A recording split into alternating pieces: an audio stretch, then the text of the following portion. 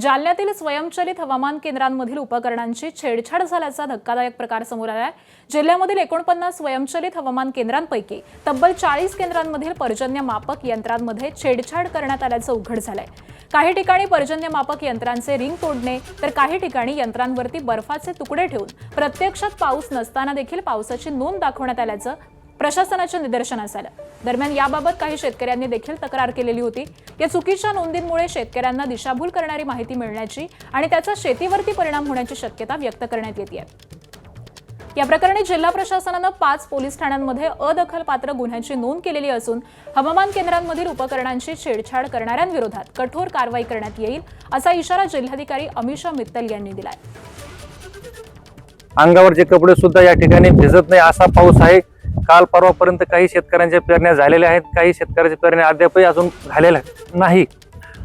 पावसाचं प्रमाण कमी आहे आणि आकडेवारी खूप मोठ्या प्रमाणात फुगून दाखवत आहेत।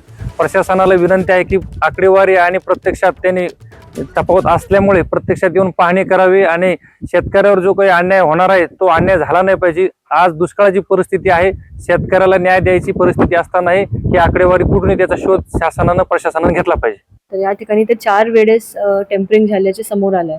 तर असे जे काही यंत्रणा आहे, आपले यंत्र जे आहे त्याच्या माध्यमातून मोजणी करून मग शेतकऱ्यांना पुढे लाभ दिला जातो आणि म्हणून याच्यामध्ये टेम्परिंग करणे हे खूप गंभीर प्रकारचा काम आहे। तर मला असं वाटतंय की याच्यामध्ये कुठल्याही प्रकारची जे टेम्परिंग झाली तर ते आम्ही त्याच्यावरती स्ट्रिक्ट ॲक्शन, प्रशासकीय दृष्टीने स्ट्रिक्ट ॲक्शन, कठोर कारवाई आम्ही करणार।